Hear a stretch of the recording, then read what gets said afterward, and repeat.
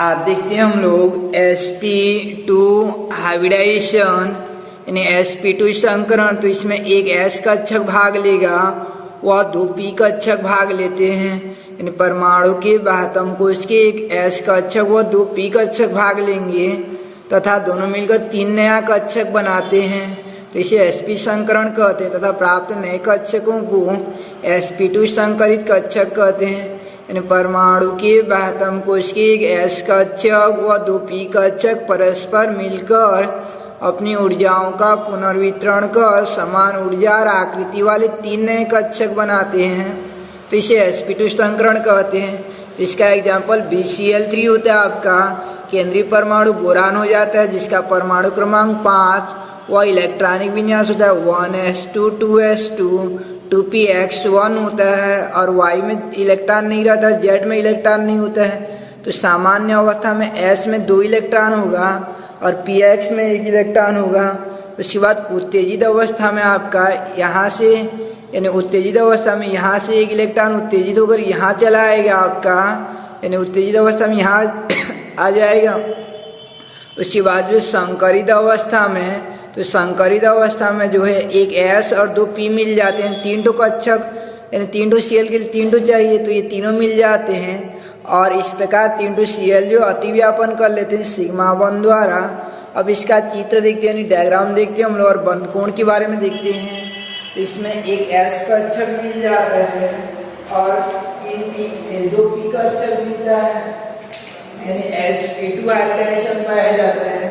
तो एक तो s मिलता है और दो p कक्षक मिलते हैं, तो ये परस्पर ये दोनों मिलकर एक s कक्षक और दो p कक्षक मिलकर तीन नया कक्षक बनाते हैं और तीनों तीन नया कक्षक बनाते हैं और तीनों जो है एक दूसरे से त्रिकोणीय रूप में व्यवस्थित हो जाते हैं, ट्रायंगल में अरेंज हो जाते हैं। एक तो संकरित कक्षक ये वाला हो जाता है sp2, दूसरा वाला ये हो जाता है आपका sp2 और तीसरा वाला ये हो जाएगा आपका sp2 हो जाता है। तीन नए संकरित कक्षक रहते हैं जिनमें से प्रत्येक का नाम जो है sp2 संकरित कक्षक हो जाता है, जिनमें से प्रत्येक का नाम जो है sp2 संकरित कक्षक हो जाता है। अब इसमें कौन अतिव्यापन करता है? Cl अतिव्यापन करता है। तो Cl का p कक्षक भाग लेता है, Cl अतिव्यापन कोई एग्जाम्पल के रूप में BCl3 लिया गया है, तो Cl आकर मिलता है तो यहाँ पे डम्बल वाला सेल को जोड़ना है। कोई अगर BF3 एग्जाम्पल लेकर बनाता है बेरियम बोरान ट्राइहाइड्रेट, तो यहाँ पे क्योंकि हाइड्रोजन का 1s कक्षक भाग लेता है तो वृत्ताकार मतलब यहाँ गोला डालना पड़ता है। क्योंकि हम लोग BCl3 एग्जाम्पल को देख रहे हैं इसलिए डम्बल आकार के रूप में यहाँ पे जोड़ते हैं यानी अतिव्यापन करते हैं। तो एक तो क्लोरीन जो है इसके साथ अतिव्यापन कर लेता है, एक तो क्लोरीन जो है इसके साथ अतिव्यापन कर लेता है, ये Cl परमाणु हो जाएगा और ये sp2 संकरित कक्षक का इलेक्ट्रॉन और ये क्लोरीन का इलेक्ट्रॉन ऐसे इधर एक अतिव्यापन कर लेगा, इस साइड एक अतिव्यापन कर लेता है, यानी इधर एक क्लोरीन आपका अतिव्यापन कर लेगा तो ये दूसरा हो जाएगा आपका क्लोरीन परमाणु। यहाँ एक सिग्मा बंध बनता है क्योंकि H की अणुविक अतिव्यापन हो रहा है, यहाँ एक सिग्मा बंध बनता है और तीसरा क्लोरीन जो है यहाँ पे जुड़ जाता है आपका, तीसरा क्लोरीन यहाँ जुड़ जाता है और यहाँ एक यानी सिग्मा बंध बन जाता है। sp2 संकरित कक्षक के साथ तीन Cl जो जुड़ जाते हैं और क्योंकि तीनों संकरित कक्षक एक दूसरे से अधिकतम दूरी पर रहने के लिए यानी त्रिकोणीय रूप में व्यवस्थित हो जाते हैं। जैसे पंखा के तीनों ब्लेड रहते हैं फैन के, तो इसमें किन्हीं दो के बीच का कोण को देखेंगे तो किन्हीं दो के बीच का कोण जो है 120 एंगल का रहता है, 120 अंश हो जाता है। त्रिकोण में प्रत्येक कोण का मान जो है 120 एंगल रहता है, तो कोण का मान जो है 180 एंगल हो जाता है, 180 अंश हो जाता है। तो इस प्रकार से ये आकृति हो जाता है। इसका रेखीय आकृति बनाएंगे तो बीचों बीच बोरान रहता है, यानी बीचों बीच बोरान होगा यहाँ पे, और इधर एक Cl जुड़ जाता है, इधर एक Cl जुड़ जाता है, और इधर एक Cl जुड़ जाता है, और तीनों के साथ जो है यानी तीनों Cl जो सिग्मा बॉन्ड द्वारा जुड़ते हैं, और प्रत्येक Cl के बीच का कोण जो 120 एंगल का रहता है, 120 अंश तो ज्यादा आबंध कोण जो है। अब इसकी विशेषताएं देखते हैं हम लोग या गुण देखते हैं। तो पहला जो है विशेषता में ये नंबर ऑफ, पहला हम लोग देखते हैं आकृति का नाम। तो आकृति का नाम होता है आपका, आकृति का नाम हो जाता है, इस आकृति को कहते हैं, यानी क्योंकि ये त्रिकोण के रूप में, और ये त्रिकोण जो एक समतल में बनती है, यानी एक तीनों जो है एक ही प्लेन में रहती है। जैसे नीचे में हम लोग त्रिकोण बनाते हैं तीन दिशा में, तो ऐसा त्रिकोणीय रूप बनती है। तो आकृति का नाम हो जाता है समतलीय त्रिकोणीय हो जाती है, यानी समतलीय त्रिकोणीय हो जाती है, यानी इस आकृति का नाम जो समतलीय त्रिकोणीय या केवल त्रिकोणीय कहा जाता है, ट्राइगोनल शेप कहते हैं, ट्राइगोनल शेप कहा जाता है, त्रिकोणीय आकृति कहते हैं। आकृति का नाम समतलीय त्रिकोणीय हो जाता है। इसके बाद जो बॉन्ड एंगल का मान है, बंध कोण का मान जो है यहाँ पे हो जाता है, बंध कोण का मान जो है 120 एंगल हो जाता है, 120 अंश हो जाता है। और बंध कोण के पश्चात जो है नंबर ऑफ सिग्मा वन जो है, नंबर ऑफ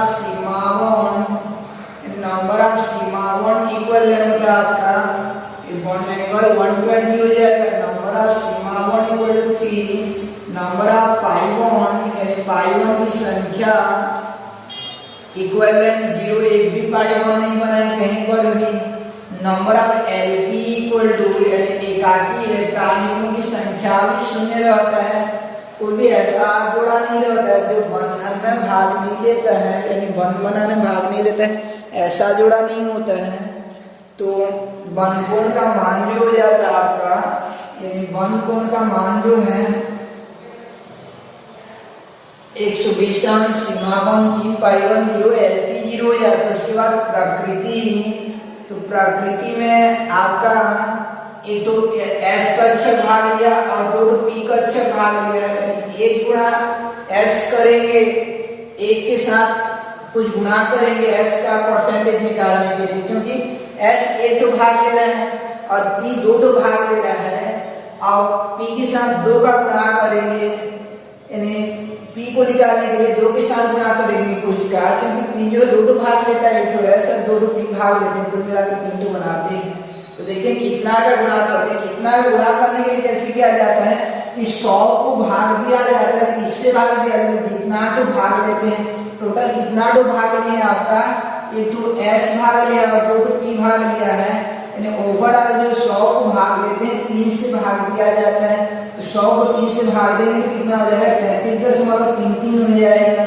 तो इसको कैसे निकाला जाता है, हिस्सा को या अंश को कैसे निकाला जाता है, 100 को डिवाइड किया जाता है नंबर ऑफ टोटल ऑर्बिटल से, number of total habit orbital से डिवाइड किया जाता है। तो टोटल हैबिट ऑर्बिटल से डिवाइड करेंगे तो ये s इक्वल मिल जाता है आपको, s बराबर मिल जाता है 1 गुणा 33.33, यानी ओवरऑल हो जाएगा 33.33% हो जाएगा। और इसका 33.33 से गुणा करेंगे, 2 से गुणा करेंगे तो ये प्रतिशत निकल जाएगा आपका कि 33 दूनी 66 और 6 से होता जाएगा, इसे 6 7 कर लेते हैं। तो इस प्रकार से ये हो जाता है आपका sp2 समीकरण। BCA3 का एग्जाम्पल सहित जो है पहले आपको परिभाषा लिखना है, फिर एग्जाम्पल बनाना, एग्जाम्पल का डायग्राम, उसके बाद जो विशेषताएं हैं, ये था आपका sp2 समीकरण।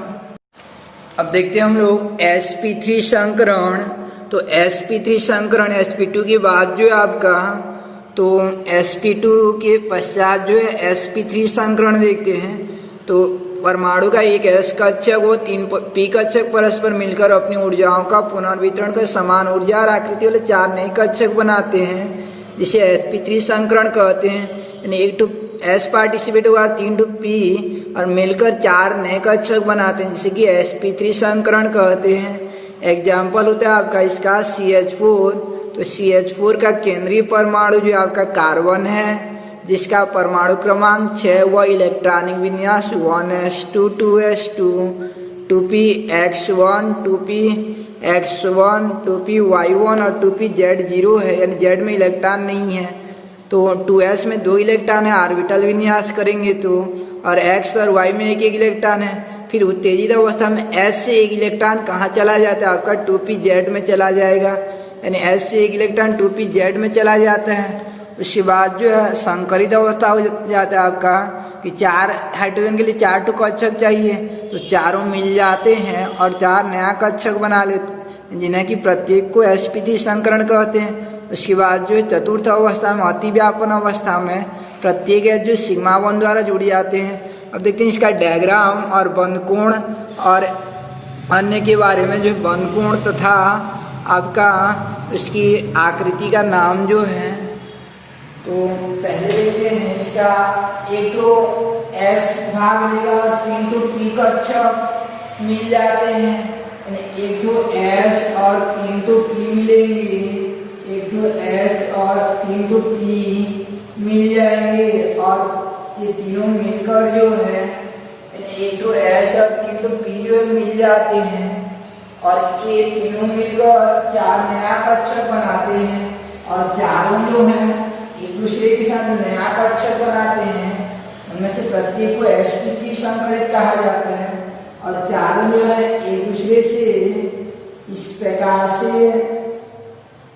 यानी एक चारों कक्षक जो है चतुष्फल के रूप से जुड़ जाते हैं। इसका चित्र बनाने के लिए पहले आपको ऐसा चिड़िया के पैर के समान एक डायग्राम बनाना पड़ेगा, चिड़िया के पैर के समान दिखता रहेगा। तो एक तो जो है इसके साथ जुड़ जाएगा, दूसरा वाला जो है इसके साथ जुड़ जाएगा, यानी ये तो sp3 संकरित कक्षक हो गए, बड़ा वाला ये छोटा और ये बड़ा वाला और ये छोटा वाला। ऐसे यहाँ पे एक तो sp3 संकरित कक्षक बन जाता है आपका, यहाँ पे एक sp3 संकरित कक्षक बन जाएगा और ये ऊपर तरफ से एक आएगा, तो 4 तो sp3 संकरित कक्षक बन जाते हैं, 4 भी आपका sp3 संकरित कक्षक बन जाते हैं। अब क्योंकि अब 4 sp3 संकरित कक्षक बनते हैं, तो इनमें से प्रत्येक के साथ जो है एक एक हाइड्रोजन जुड़ता है और हाइड्रोजन जो है यानी चतुर्थ अवस्था में हाइड्रोजन जुड़ता है और हाइड्रोजन का s कक्षक पार्टिसिपेट होता है, इसलिए इसको हाइड्रोजन के कक्षकों को गोलाकार बनाया जाता है। मान लीजिए क्लोरीन या फ्लोरीन होता तो उसको डम्बेलाकार बनाते हैं, तो यहाँ एक बार अतिव्यापन हो जाता है, यहाँ एक बार अतिव्यापन हो जाता है, यहाँ पे एक बार अतिव्यापन और यहाँ पे एक बार अतिव्यापन हो जाता है। तो ये हाइड्रोजन है, ये एक हाइड्रोजन है आपका, ये एक हाइड्रोजन है और यहाँ सिग्मा 1 बनता है, यहाँ सिग्मा 1, यहाँ सिग्मा 1 और यहाँ पे सिग्मा 1 बन जाता है।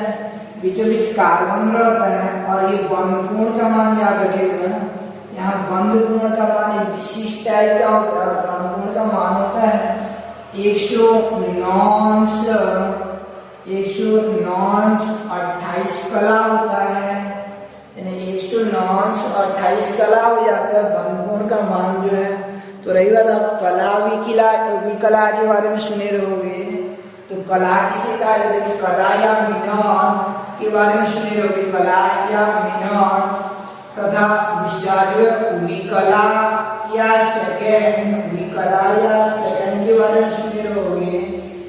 तो पहला जो कला या मिनट किसे कहा जाता है, तो याद रखे रहना कि एक अंश ले जाएंगे और एक अंश को एक टुकड़ा, दो टुकड़ा, ऐसे 60 टुकड़ा करेंगे, तो एक अंश के 60वें भाग को एक कला कहा जाता है, जिसके ऊपर एक बार डैश चिन्ह दिया जाता है। यानी एक अंश के 60वें भाग को एक कला कहते हैं। जैसे एक घंटा के 60 यानी 1 घंटा के 60वें भाग को 1 मिनट कहा जाता है। ऐसे एक अंश के 60वें भाग को एक कला कहते हैं और एक कला के 60वें भाग को एक विकला कहा जाता है। यानी एक कला के 60वें भाग को एक विकला कहा जाता है, जैसे कि डबल डैश से दर्शाया जाता है। यानी जिसे सेकंड या विकला कहा जाता है। एक अंश के 60वें भाग को कला और एक कला के 60वें भाग को विकला कहते हैं। तो ऐसा 109 अंश 28 कला होता है। 109 अंश के बाद जो 28 बार और आगे बढ़ जाता है, तो इस प्रकार बनकोण का मान 109 अंश 28 कला हो जाता है। तो ये था आपका आकृति है। अब इसका रेखीय आकृति बनाने के लिए क्या करेंगे हम लोग कि ऐसा ही चिड़िया के पैर के समान आकृति बना लेते हैं। चिड़िया के पैर के समान आकृति बना लेते हैं। यहाँ पे एक हाइड्रोजन मिला रहता है, यहाँ एक हाइड्रोजन, यहाँ पे एक हाइड्रोजन और यहाँ एक हाइड्रोजन, चारों जो सिग्मा बॉन्ड द्वारा अटैच रहते हैं। और बॉन्ड एंगल का मान यानी बनकोण का मान 109 अंश 28 कला हो जाता है। अब इसका रेखीय चित्र के लिए ऐसे डैश डैश डैश करके मिला दिया जाता है। यहाँ पे इस प्रकार से मिला देते हैं और यानी शीर्ष को मिला देते हैं, चारों शीर्ष को आपस में मिलाते हैं तथा ये दायां बायां वाला विकर्ण को आपस में मिला देते हैं, दायां बायां वाला विकर्ण को, और ऊपर नीचे वाला विकर्ण को आपस में मिला देते हैं। तो इस प्रकार से और बीचों बीच रहता है आपका कार्बन एटम रहता है, बीचों बीच में कार्बन एटम रहता है। ये बनकोण का मान 109 अंश 28 कला हो जाता है। यानी बनकोण का मान जो 109 अंश 28 कला हो जाता है। तो इस प्रकार से आपका ये था आपका sp3 संकरण का डायग्राम जो है। अब आगे इसे बनकोण आदि के बारे में देखते हैं। बनकोण व आकृति का नाम, तो ये आकृति को याद रखे लेना आप लोग। इस आकृति का नाम चतुष्फल की आकृति पड़ता है। यानी इस आकृति का नाम चतुष्फल की आकृति कहा जाता है। आकृति का नाम जो चतुष्फल की, यानी आकृति का नाम चतुष्फल की रहता है। 4 फलक के रूप में टेट्राहेड्रल शेप कहा जाता है इसको, जो है टेट्राहेड्रल शेप कहते हैं। चतुष्फल की आकृति कहा जाता है। बनकोण का मान हो जाता है आपका 109 अंश 28 कला हो जाता है। और सिग्मा 1 की संख्या 1 2 3 4 पाई 1 0 LP 0।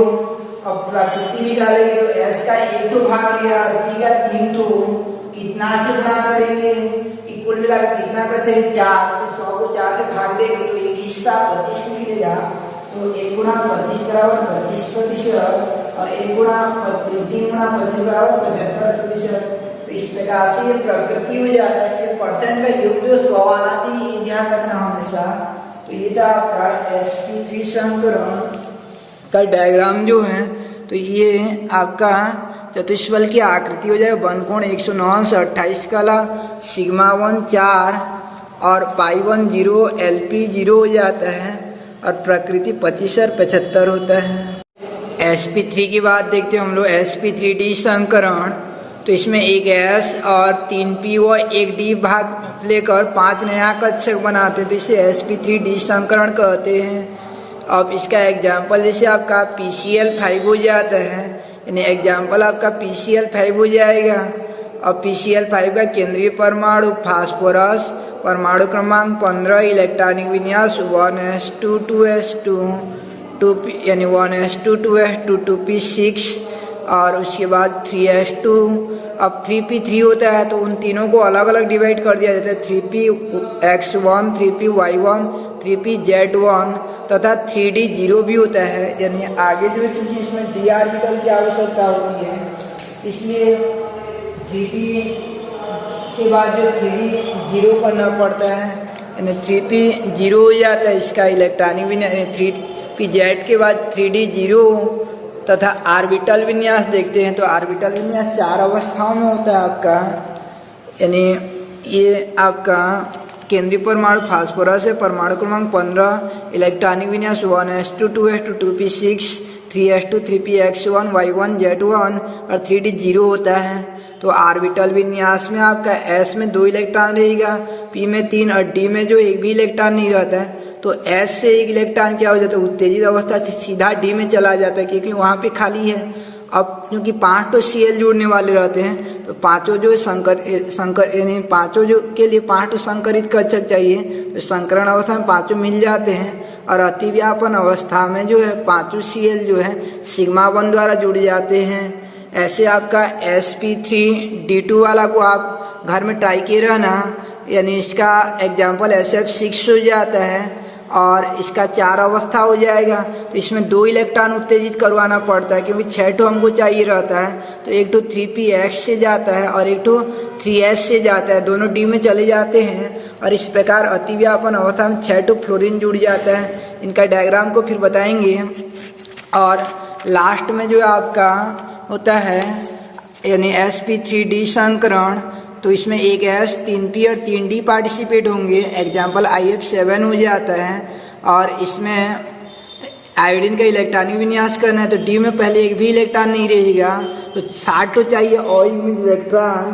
तो इस स्थिति में आपका यानी 2 ठो p से छलांग लगाकर आगे चला जाता है d में, और एक ठो s से, और 60 ठो संकरित कक्षक हो जाता है। अब इनका डायग्राम को हमको एक एक करके देखना है। तो पहले देखते हैं हम लोग sp3d संकरण का, यानी sp3d संकरण का चित्र जो है। तो sp3d संकरण में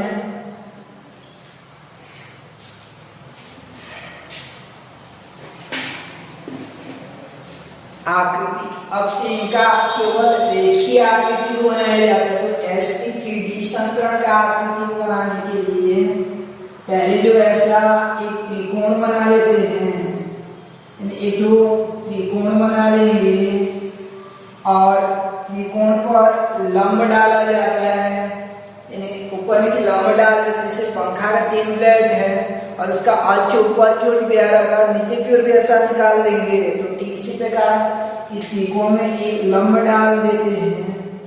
अब त्रिकोण के तीनों यानी 5 शीर्ष को ये त्रिकोण बनाने के पश्चात लंब बनाते हैं। लंब बनाने के पश्चात 5 भुजाओं को मिला देते हैं। उसके बाद जो है पहले जो त्रिकोण बना था, ये वाला त्रिकोण, इनको मिलाते हुए एक त्रिभुज बना देते हैं, यानी इनको मिलाते हुए एक त्रिभुज बना देते हैं इस प्रकार से। अब आगे जो है ये दाएं तरफ जो है एक तो यानी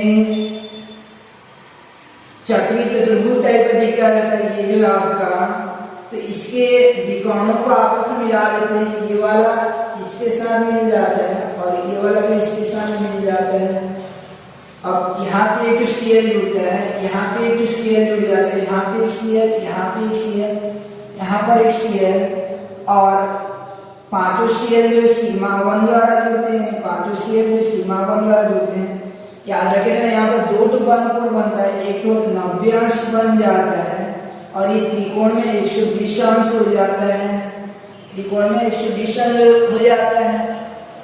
इस आकृति का नाम कहा जाता है, यानी पहले त्रिकोण था और त्रिकोण के ऊपर जो है पिरामिड टाइप का हो जाता है, यानी ऊपर नीचे जाता है।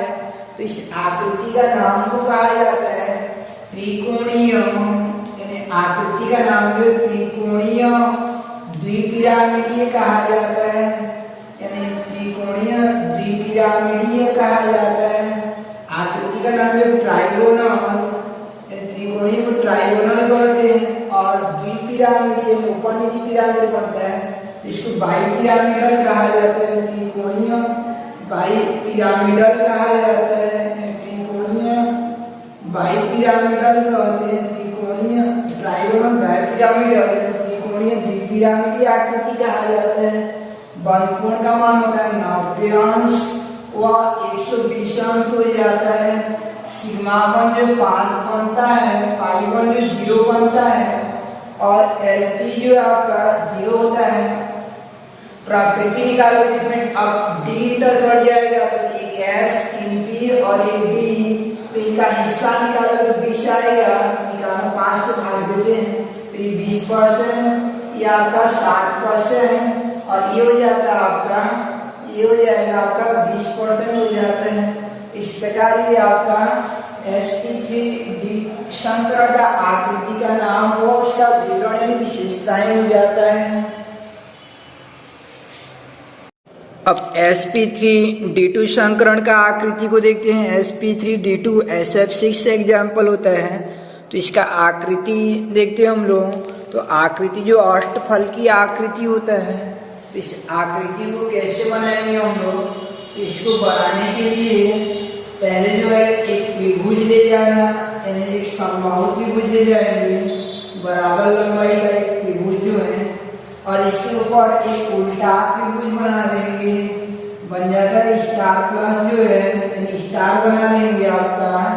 उसके बाद जो है इनके शीर्षों को मिला देते हैं, इनके शीर्षों को मिला देते हैं। उसके उपरांत जो है ये बीचों बीच एक तो आयत बनता है, तो इस आयत में सल्फर को रखते हुए SF6 सेट का एग्जाम्पल बना रहे हैं। तो इस प्रकार से विकर्ण बना देंगे, विकर्ण को मिला देते हैं। अब किनारे किनारे में फ्लोरीन, आप ये ऊपर नीचे वाला शीर्ष को भी आपस में मिला देते हैं, ऊपर नीचे वाला शीर्ष को भी आपस में मिला देते हैं। अब ये किनारे किनारे में फ्लोरीन रख देते हैं। अब यहाँ पे सीमाबंध 1 2 3 4 5 6 हो जाता है, सीमाबंध 6 हो जाता है। और चूंकि विकर्ण एक दूसरे को 90 अंश पर प्रतिच्छेद करती हैं, इसलिए बनकोण का 90 अंश हो जाता है। इस आकृति का नाम को कहा जाता है अष्टफल की आकृति कहते हैं, अष्टफल की आकृति कहा जाता है। आकृति का नाम अष्टफल की ऑक्टाहेड्रल हो जाता है, ऑक्टाहेड्रल कहा जाता है। बनकोण का मान जो 90 अंश हो जाता है। सीमाबंध आपका 5 6 510 F30 प्रकृति आप निकालना। अब लास्ट में देखते हैं हम लोग कि sp3d3 संकरण का सेट कैसा रहता है। तो sp3d3 का एग्जाम्पल होता है आपका IF7 हो जाता है, एग्जाम्पल जो IF7 हो जाता है। तो इसमें पहले ऐसा त्रिकोण बनाएंगे, और त्रिकोण में ये फ्लोरीन इसलिए आयोडीन बीचों बीच रहेगा। उसके बाद एक तो लंब डाल देते हैं, ऐसा ऊपर नीचे लंब डालेंगे। ये त्रिकोण है, ऊपर नीचे लंब डालते हैं, पहले ऐसे त्रिकोण बना लेंगे, तीनों उंगली द्वारा त्रिकोण बना लेते हैं। ऐसे करके ये त्रिकोण रहेगा आपका, त्रिकोण हो जाएगा ऐसे। उसके बाद भी ऐसे ऊपर नीचे लंब डालते हैं, ऊपर नीचे ऐसे लंब डाल देंगे, तो ये वाला आपका ऊपर नीचे लंब हो जाएगा। उसके बाद ये ऊपर नीचे लंब डालने के पश्चात ये लेफ्ट राइट लंब डाल देते हैं, ऐसे दायां बायां लंब डाल देते हैं। तो इसको कॉपी में या ब्लैक बोर्ड में नहीं दिखता है, तो इसको इस प्रकार से दर्शाया जाता है। ये ऐसा करके घुसा है, ऐसे दायां बायां घुसता है। अब इसमें 60 आयोडीन 60 फ्लोरीन है, तो ये फ्लोरीन जो है 7 को जोड़ देते हैं। यहाँ पर बनकोण का मान एक तो 72 अंश हो जाता है, और एक तो 90 अंश होता है। बनकोण का मान 90 अंश और 72 अंश। इस आकृति को कहा जाता है, एक तो पंचकोण बनता है, पंचकोणीय, फिर ऊपर नीचे पिरामिडी बन जाता है, तो आकृति का नाम होता है पंचकोणीय। पंचकोणीय द्विपिरामिडी हो जाता है, द्विपिरामिडी हो जाता है। पेंटागोनल बाइपिरामिडल हो जाता है, पेंटागोनल बाइपिरामिडल होता है, बाइपिरामिडी हो जाता है, बाइपिरामिडल होता है। द्विपिरामिडी हो जाता है। बनकोण का मान 2 मिलता है, एक तो 72 अंश और एक तो 90 अंश। सीमाबंध 7 510 F30। ये प्रकृति को निकालना कितना कितना आएगा। तो इस प्रकार से सहवर्ती वीडियो में 6 प्रकार का संकरण था, तो इनका एग्जाम्पल, परिभाषा, एग्जाम्पल और बनकोण और आकृति जो है पूर्णतः आपको याद होना चाहिए। SP का आकृति एक रेखीय बनकोण जो है 180, दूसरा SP2 का आकृति जो है त्रिकोणीय बनकोण 120, और उसके बाद जो SP3 का चतुष्फलकीय और वनकोण का मान 109 से 28 कला sp3d का त्रिकोणीय द्विपिरामिड और वनकोण का मान जो 90 व 120। उसके बाद जो sp3d2 का अष्टफलकीय और वनकोण का मान 90 अंश और sp3d3 का जो है आपका sp3d3 का वनकोण का मान जो है 72 व 90 अंश और आकृति का नाम पंचकोणीय द्विपिरामिडीय। तो ये था उस प्रकार के सहसंयोजी यौगिकों में संकरण जिनमें कि पाई बॉन्ड नहीं पाया जाता है। नेक्स्ट क्लास में हम लोग देखेंगे कि ऐसे सहसंयोजी यौगिक में संकरण जिनमें कि पाई बॉन्ड पाया जाता रहेगा उनका एग्जाम्पल